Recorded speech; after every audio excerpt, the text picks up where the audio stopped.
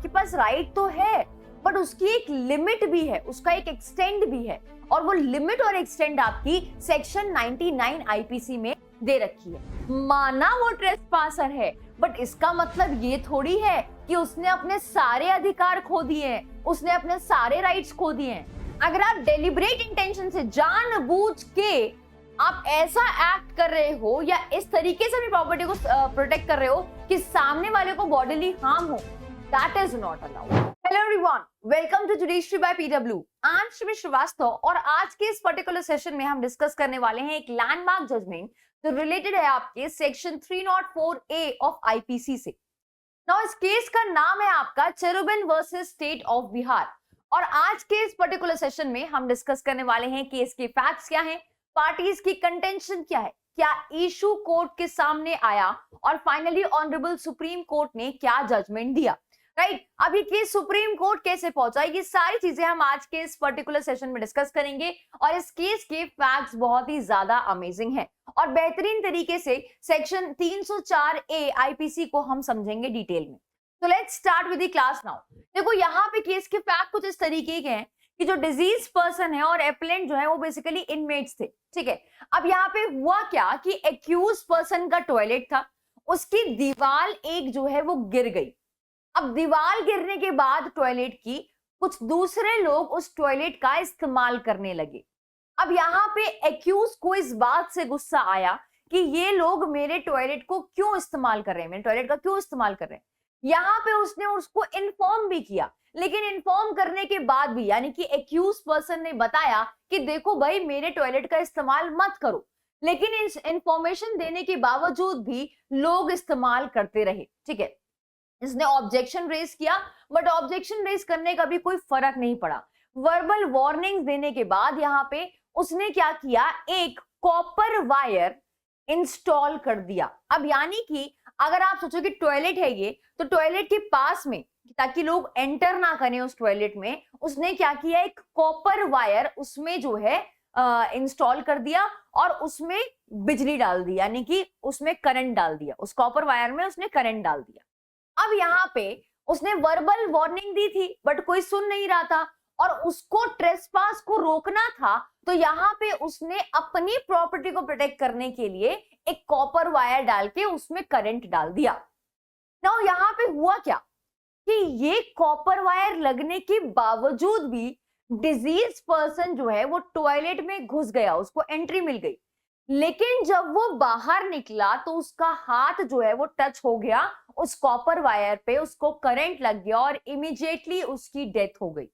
Now if you read here, even the disease was able to enter the latrine without touching the wire, बिना wire touch किए वो घुस गया था, but when she was returning, but जब वो बाहर निकल रही थी तब उस टाइम पे उसका हाथ लग गया उस वायर से और उसको शॉक लगा and she died shortly after that, फिर उसकी बेसिकली डेथ हो गई। नाउ यहाँ पे क्या हुआ कि एपेलेंट के खिलाफ चार्जेस लगे under section 304A of IPC.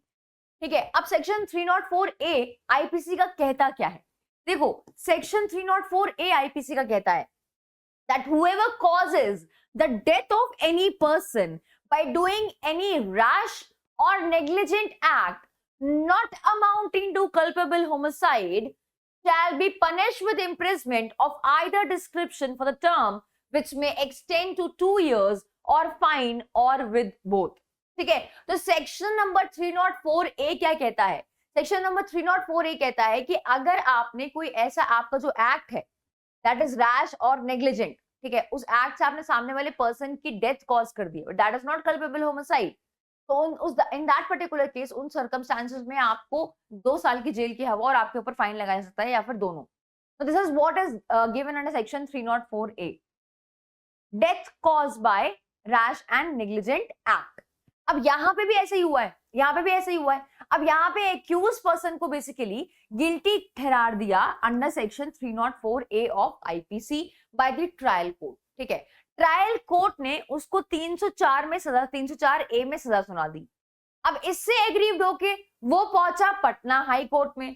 अब जब पटना हाई कोर्ट गया मामला, तो वहां पे भी पटना हाई कोर्ट ने ट्रायल कोर्ट के साथ एग्री किया और ट्रायल कोर्ट के जजमेंट को बेसिकली अपहेल्ड कर दिया। अब उससे एग्रीव्ड होके पहुंचे सुप्रीम कोर्ट का दरवाजा खटखटाने। अब जब सुप्रीम कोर्ट पहुंचे तो ये अपील बेसिकली सुप्रीम कोर्ट में आई है और सुप्रीम कोर्ट ने क्या जजमेंट दिया वो हम डिस्कस करेंगे अब। नाउ यहाँ पे जो मेन लॉ पॉइंट है वो बेसिकली ये है, जो बेसिकली आर्ग्यू किया था उसने ऑनरेबल पटना हाई कोर्ट के सामने, is that the accused had a right of private defence of property. अब एक्यूज का ये कहना है कि भाई मेरे पास ये राइट है कि मैं अपनी प्रॉपर्टी को बचा सकता हूं, ठीक है, मैं उस अपनी प्रॉपर्टी को बचाने के लिए प्राइवेट डिफेंस का राइट एक्सरसाइज किया है मैंने यहाँ पे, तो मैं लायबल नहीं होऊंगा अंडर सेक्शन 304 ए आईपीसी। जिसको बेसिकली पटना हाई कोर्ट ने कहा नहीं भाई आपकी ये कंटेंशन एंटरटेन नहीं की जाएगी। अब यहाँ पे जो एक्यूज पर्सन है उसका ये कहना है कि मैंने अपना right of private defence of property exercise करके यहाँ पे डेथ कॉज करी है, तो मैं इसलिए लायबल नहीं हूं। अब यहाँ पे उसके सबमिशन को बेसिकली एक्सेप्ट नहीं किया हाई कोर्ट ने, और हाई कोर्ट ने अपहेल्ड कर दिया सेशन जज का सेंटेंस। अब इससे इसको चैलेंज कर दिया और ये मामला सुप्रीम कोर्ट में अपील में आके पहुंचा। अब यहाँ पे एपेलेंट का क्या कहना है? अब एपेलेंट के खिलाफ तो चार्जेस लगे हुए हैं सेक्शन 304 ए आईपीसी के, that is death caused by negligence, ठीक है। अलोंग विद दैट सेक्शन 99 यहाँ पे लगाया गया, against which there is no right of private defense, and यहाँ पे accused person ने contest किया है कि मेरे पास सेक्शन 97 है, यानी कि मेरे पास राइट है प्राइवेट डिफेंस का, प्राइवेट डिफेंस ऑफ प्रॉपर्टी का अंडर आईपीसी, ठीक है। तो कुछ ये सेक्शंस आपके इस केस में इन्वॉल्व हैं। सबसे पहले क्या हुआ कि सबसे पहले यहाँ पे उसको ट्रायल कोर्ट ने और हाई कोर्ट ने 304 ए में उसको गिल्टी ठहरा दिया। अब उसको बेसिकली चैलेंज करते हुए यहाँ पे एपेलेंट आया है सुप्रीम कोर्ट में। अब सुप्रीम कोर्ट में, ठीक है, सुप्रीम कोर्ट में यहाँ पे सेक्शन 99 और सेक्शन 97 को कोट किया है बेसिकली एक्यूज ने, और स्टेट बेसिकली कहता है कि भाई सेक्शन 99 यहाँ पे एप्लीकेबल होगा कि आपके पास राइट तो है बट उसकी एक लिमिट भी है, उसका एक एक्सटेंड भी है, और वो लिमिट और एक्सटेंड आपकी सेक्शन 99 आईपीसी में दे रखी है। Act against which there is no right of private defense. There are certain acts जिसके लिए आपके पास right of private defense नहीं है और आप एक्सरसाइज नहीं कर सकते या आप लिमिट को एक्सीड नहीं कर सकते, ठीक है। लेकिन यहाँ पे एक्यूज पर्सन जो है वो 97 लेकर कहता है कि भाई मेरे पास तो राइट है प्राइवेट डिफेंस का of property under IPC. Now the trial court, that is the session court of Champaran, and the high court convicted the accused on the ground that law exclusively states that the right of private defense under section 97 of IPC is to be utilized within the ambit of section 99। कि भाई 97 को अगर आपको exercise करना है ना, section 97 को अगर आपको एक्सरसाइज करना है तो वो आपको 99 के दायरे के अंदर ही रह के करना होगा। सेक्शन 99 को वायलेट नहीं कर सकते हो, ठीक है। आप सेक्शन 99 को आपको उसके लिमिट के अंदर ही, उसके एम्बिट के अंदर ही रह के काम करना है, तभी आपके पास राइट है प्राइवेट डिफेंस का। अब ये रीजन देके बेसिकली ट्रायल कोर्ट ने और हाई कोर्ट ने क्या किया, 304 ए में उसको पनिश कर दिया। Now what are the issues before honourable supreme court? Supreme court के सामने क्या इश्यूज हैं? सबसे पहले यहाँ पे इशू है, is it possible that the death was caused by exercising the right of private defence under section 97 of IPC. Now the next issue is कि यहाँ पे एक्यूज पर्सन ने ये आर्ग्यू किया है that the victim had sufficiently warned, कि मैंने victim को वार्निंग दी थी, मैंने वर्बल वार्निंग दी थी, उनको इन्फॉर्म किया था। और यहाँ पे एक्यूज पर्सन ने अपने आर्ग्यूमेंट में एक फैक्ट साइट किया, दैट इज कि जो ये इंसिडेंट हुआ है वो सूरज उगने के बाद हुआ है, डे टाइम में हुआ है, ठीक है।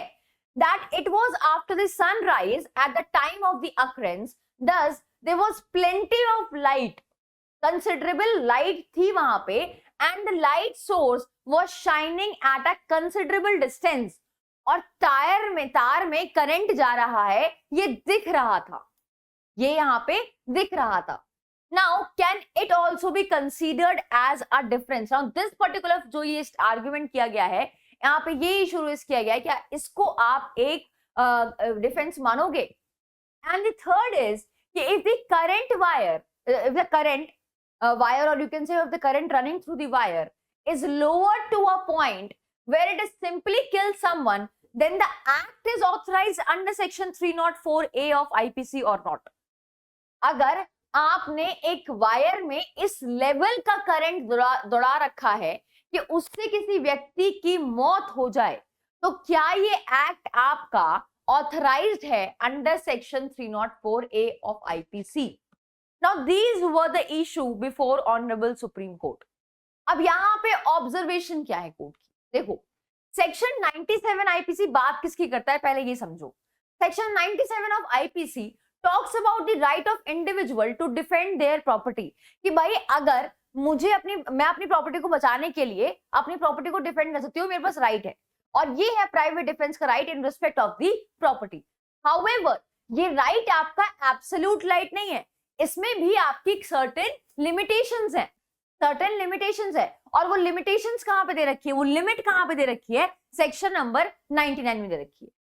Now the law specifies that the injury caused by certain actions like setting traps do not fall under the protection outlined under section 99 और section 103 of IPC, जिसमें आप डेथ कॉज कर सकते हो इन डिफेंडिंग द प्रॉपर्टी,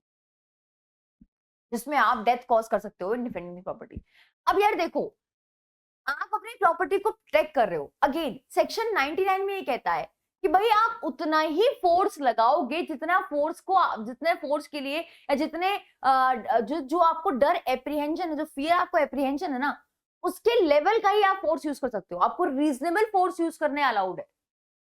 तो अपनी property को बचाने के लिए आप एक रीजनेबल एक्ट कर सकते हो. Now if you are acting unreasonably, तो फिर वो आपका ये नहीं कहा जाएगा कि आपने right of private defence exercise किया है. फिर वो बेसिकली आपका ये नहीं कहा जाएगा कि आपने right of private defence exercise किया है.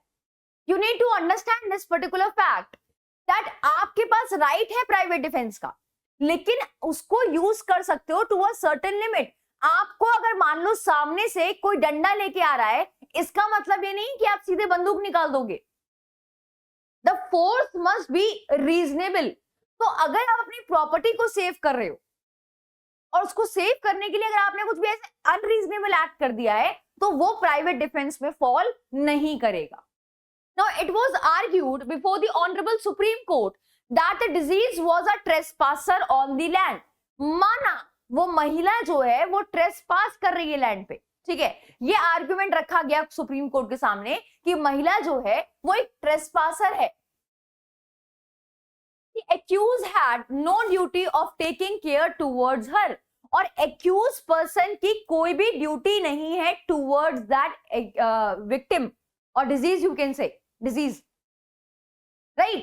अब देखो, यहां पे एक चीज समझने की जरूरत है कि अगर आपने लॉ ऑफ टॉर्ट पढ़ा है, तो वहां पे कहता है कि there are certain torts which are actionable per se. Example trespass. आपको कोई डैमेज प्रूफ करने की जरूरत नहीं है, वहां पे आपको बस ये प्रूफ करना है कि इस व्यक्ति ने अनऑथराइज एंट्री करी है, दैट्स इट. अनऑथराइज एंट्री करी है, that trespass is actionable as टॉट, actionable per se as taught. Automatically आपको कोई डैमेज प्रूफ करने की जरूरत नहीं है. तो यहाँ पे जो कंटेंशन रखी गई ऑनरेबल सुप्रीम कोर्ट के सामने, वो कुछ इस तरीके की थी.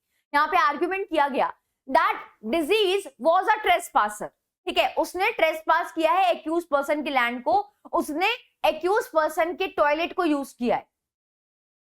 अब यहाँ पे कहता है कि एक्यूज पर्सन की उस डिजीज के प्रति कोई भी लीगल ड्यूटी नहीं बनती है. There is no legal duty, there is no legal duty of taking care of the diseased person, and therefore she could not have cause of action for damages. और इसलिए यहाँ पे भाई, क्योंकि उसके प्रति उसकी कोई लीगल ड्यूटी बनती नहीं है, इसलिए यहाँ पे क्या कहा कि भाई लड़की जो है, यहाँ पे जो ये महिला है, ये बेसिकली कोई भी एक्शन नहीं ला सकती डैमेजेस के लिए. अगर वो जिंदा होती, अगर वो जिंदा होकर डैमेजेस के लिए सू करती, तो उसको कोई डैमेजेस अवार्ड नहीं होते. And therefore the accused has neither committed a tort nor a crime under IPC. और यहाँ पे कहा कि भाई एक्यूज्ड पर्सन ने ना तो कोई टॉर्ट कमिट किया है, और ना ही आपका कोई क्राइम कमिट किया है under section 1 under section your 304A IPC. अब ऐसी कंटेंशन थी बेसिकली एक्यूज पार्टी की तरफ से, एक्यूज पर्सन की तरफ से. तो यहाँ पे फर्दर सुप्रीम कोर्ट ने क्या कहा? सुप्रीम कोर्ट ने कहा कि देखो भाई, मैं इस कंटेंशन से बिल्कुल भी सहमत नहीं हूं, Honorable Supreme Court did not agree with the argument and rejected the application on a common law principle. यहाँ पे कॉमन लॉ प्रिंसिपल की बेसिस पे उसकी इस एप्लीकेशन को बेसिकली रिजेक्ट कर दिया गया। यहाँ पर उन्होंने एम्फसाइज किया that if there is clearly defined wrongful action, कि भाई ये क्लियरली दिख रहा है कि इसने रॉन्गफुल एक्ट किया है under IPC, it cannot be excused just because the person involved was a trespasser. अब यहाँ पे सुप्रीम कोर्ट का यहाँ पे कहना है, सुप्रीम कोर्ट का यहाँ पे कहना है कि if there is a clearly defined wrongful action, अब यहाँ पे दिख रहा है साफ कि भाई आपने अपनी प्रॉपर्टी को बचाने के लिए बेशक आपने कॉपर वायर लगाया, अब कॉपर वायर में आपने इस लेवल का करंट दौड़ा दिया कि सामने वाले पर्सन की डेथ हो गई। अब यहाँ पे इससे क्लियरली ही दिख रहा है कि भाई एक्यूज पर्सन ने एक रॉन्गफुल एक्ट कमिट किया है। अब अगर वो क्लियरली डिफाइंड है, उसका जो एक्शन है वो क्लियरली रॉन्गफुल है, तो उस पर्टिकुलर केस में it can not be excuse just because of the reason कि जो पर्सन है जिसकी डेथ हुई है वो एक ट्रेसपासर है। तो यहाँ पे सुप्रीम कोर्ट ने कॉमन लॉ का प्रिंसिपल अपनाया और कहा कि जस्ट बिकॉज वो ट्रेसपासर है तो मैं जो है यहाँ पे एक्सक्यूज नहीं कर सकता एक्यूज पर्सन को, इस वजह से कि भाई वो तो ट्रेसपासर है और एक्यूज पर्सन को जाने दो। यहाँ पे कोर्ट ने हाईलाइट किया that being a trespasser does not mean someone loses all right. माना वो ट्रेसपासर है बट इसका मतलब ये थोड़ी है कि उसने अपने सारे अधिकार खो दिए हैं, उसने अपने सारे राइट्स खो दिए हैं। तो यहाँ पे सुप्रीम कोर्ट ने कहा while the owner may not have a duty actively to protect the trespasser, no doubt कि यहाँ पे accused person की कोई भी ड्यूटी नहीं बनती है towards the trespasser, ठीक है, एक्टिवली उसकी कोई भी ड्यूटी नहीं है कि उसको प्रोटेक्ट करना है ट्रेसपासर को। They are also not allowed to intentionally cause harm, but मान फॉर एग्जाम्पल कि मेरी कोई ड्यूटी नहीं बनती है आपके प्रति, बट मेरी यहाँ पे मेरा ये भी एक्ट नहीं होना चाहिए कि मैं आपको इंटेंशनली हार्म कॉज करूं, ठीक है। अगर मेरी कोई एक्टिवली ड्यूटी नहीं बनती है आपको प्रोटेक्ट करने की, तो मेरा यहाँ पे ये भी नहीं बनता है कि मैं आपको जानबूझ के हार्म कॉज करूं या इंटेंशनली हर्ट करूं, as setting traps with the purpose of hurting a trespasser. अब यहाँ पे साफ साफ दिख रहा है कि उस तार में इस लेवल का करंट दौराना ये इंटेंशनल है कि भाई एक्यूज पर्सन की इंटेंशन है सामने वाले पर्सन को, ट्रेसपासर को हार्म पहुंचाना, इंटेंशनली हार्म पहुंचाना। और यहाँ पे उस तार में करंट दौड़ाकर यहाँ पे साफ साफ विजिबल हो रहा है कि उसने इंटेंशनली हार्म पहुंचाने की कोशिश करी है ट्रेसपासर को, जो भी उसका कोई बेसिकली टॉयलेट यूज कर। तो यहाँ पे देखो साफ साफ कहा, जो कंटेंशन एक्यूज पर्सन ने ली सेक्शन 97 में अपने आप को प्रोटेक्ट करने की कोशिश करी, वो बेसिकली रिजेक्ट कर दी गई। बोले आपने कुछ ओवर कर दिया है, आपको जितना रीजनेबल फोर्स यूज करने की जरूरत है अपने आप को बचाने के लिए, अपनी प्रॉपर्टी को बचाने के लिए, आपने उसके बियॉन्ड एक्ट किया। तो यहाँ पे जजमेंट क्या दिया ऑनरेबल सुप्रीम कोर्ट ने, यहाँ पे कोर्ट ने बेसिकली डिसमिस कर दी उसकी अपील जो बेसिकली एक्यूज पर्सन ने फाइल की थी, और कोर्ट ने यहाँ पे अपहेल्ड कर दिया सेशन कोर्ट और हाई कोर्ट का वर्डिक्ट। कोर्ट ने यहाँ पे बेसिकली लॉ रिफॉर्म कमिटी जो है आपकी यूके की, उसको यहाँ पे रेफर करते हुए कहा, जो बेसिकली स्पेसिफाई करता है that the trespasser enters at his own risk, there is no doubt about it कि ट्रेसपासर अपने रिस्क पे एंटर करता है, but the occupier cannot set traps or use spring weapons, for example, that would cause bodily harm to the trespasser. No doubt about this particular fact कि ट्रेसपासर अपने risk पे आता है, ट्रेसपासर की गलती है, वो क्यों आया, ये सारी बातें ठीक है, लेकिन इसका मतलब ये नहीं है कि जो ऑक्यूपायर है उस प्रॉपर्टी का वो इस तरीके से वेपन्स यूज करे या इस तरीके से ट्रैप्स लगाए जिससे सामने वाले पर्सन को बॉडीली हार्म हो। और हमारे केस में ट्रैप से बेसिकली जान चली गई है, right, and this is no more than an ordinary civilised behaviour. अब आप इसको सिविलाइज्ड बिहेवियर नहीं कहोगे, ठीक है, यहाँ तो दिख रहा है कि आपने इंटेंशनली सामने वाले ट्रेसपासर को हार्म पहुंचाने की कोशिश करी है। तो यहाँ पे फाइनली सुप्रीम कोर्ट ने भी बेसिकली अपहेल्ड किया जजमेंट किसका, हाई कोर्ट का और ट्रायल कोर्ट का, ठीक है। अब कंक्लूजन क्या है, अब हम बात करेंगे सेक्शन 304A की। सेक्शन 304 आईपीसी का is often charge in various criminal cases, ठीक है, where the murder is involved, thus making it crucial charge to be proved either in favor or against by the parties in the criminal case. Now, a basic definition, or you can say a significant interpretation of negligent act and your subsequently causing death, कि भाई negligent act से death cause हुई है उस particular case में, उसको basically इस judgment में explain किया था. अब इस judgment में एक जो thin line difference है ना आपका rash और negligent act में, उसमें difference बताया है. देखो कैसे, यहाँ पे उन्होंने स्टेट किया कि रैश एक्ट मतलब जहां पे it is manifested unintentionally hurried action, कि आपने रैश एक्ट मतलब क्या है कि आपकी कोई इंटेंशन नहीं है, बस आपने जल्दी में कर दिया है, रैशनेस है वहां पे, हरीनेस है, ठीक है, कि आपका हरीड एक्ट है, वो अनइंटेंशनल है, उसमें कोई आपकी बैड इंटेंशन नहीं है और आपकी उसमें कोई इंटेंशन इन्वॉल्व नहीं है. That is absolute unintention hurried action, that is what do you mean by rash act. But जब हम नेग्लिजेंट एक्ट की बात करते हैं, ठीक है, जब हम नेग्लिजेंट एक्ट की बात करते हैं, उसका मतलब होता है कि आपने इंटेंशनली अपनी ड्यूटी को ब्रीच करके सामने वाले पर्सन को हार्म कॉज किया है.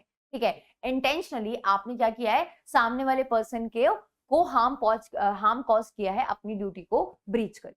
Right, that is what is your negligent act.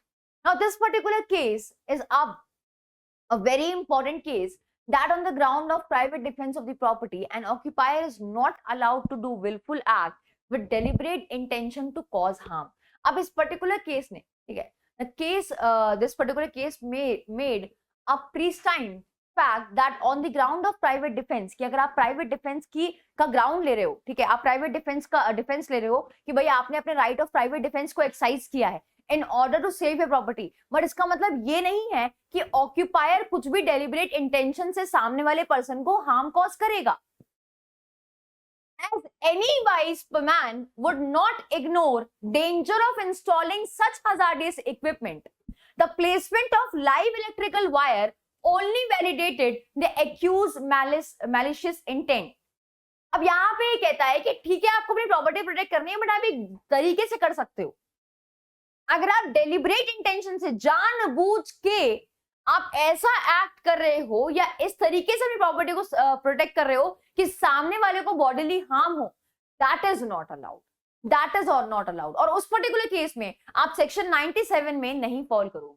अब यही बात यहाँ पे सुप्रीम कोर्ट ने एक्सप्लेन करी कि अगर आपको प्राइवेट डिफेंस का ग्राउंड लेना है तो यहाँ पे ये चीज अलाउड नहीं है कि ऑक्यूपायर जानबूझ के कोई ऐसा एक्ट करे डेलिब्रेट इंटेंशन से जिससे सामने वाले पर्सन को हार्म हो. अब हमारे पर्टिकुलर केस में कोई भी एक समझदार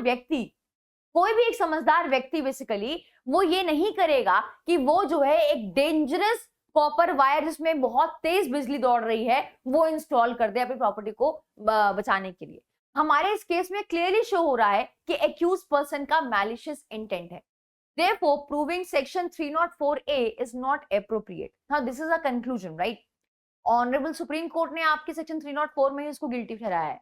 Section 304A might apply if the electrical wire was not strong enough to cause harm to outsider. अब देखो यहाँ पे ये भी बात आई थी केस में, बेसिकली ये कंक्लूजन हम इसलिए दे रहे हैं क्योंकि केस का एक दूसरा पहलू ये है कि यहाँ पे ये बात आई थी कि यहाँ पे सेक्शन 304 का सेक्शन लगना चाहिए, सेक्शन 304 लगना चाहिए and not section 304A. Culpable homicide not amounting to murder, ये वाला सेक्शन लगना चाहिए था रादर देन सेक्शन 304A. उसकी रीजनिंग बेसिकली यहाँ पे लिखी हुई है.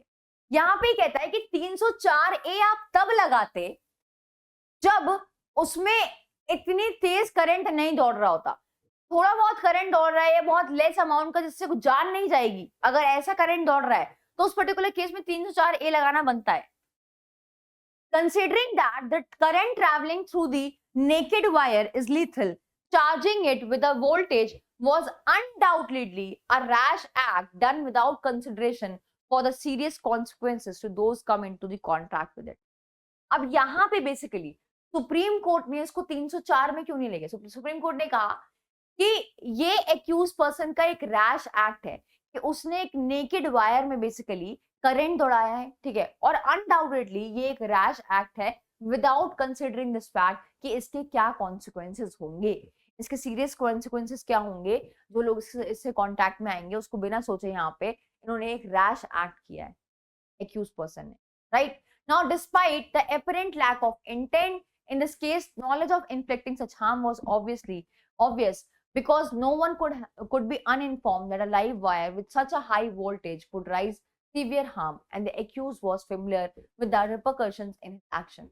Now despite the understanding consequences, the accused person purposefully made such arrangement with full knowledge that it would result in an accident, thus attracting section 299 of IPC. तो यहाँ पे basically कहते हैं कि ये कंटेंशन रखी गई थी कि भाई यहाँ पे तो आपका 304 अट्रैक्ट होता है, ठीक है, कि यहाँ पे इंटेंशन थी, नॉलेज थी कि हाँ ऐसा करंट दौरान से सामने वाले पर्सन को हार्म कॉज होगा.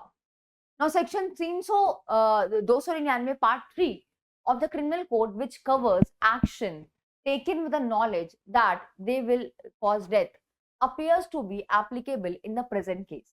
ठीक है, यहाँ पे एक कंटेंशन रखी गई थी कि भाई सेक्शन 299 कल्पेबल होमिसाइड पार्ट 3 जो है यहाँ पे क्लियरली शो हो रहा है.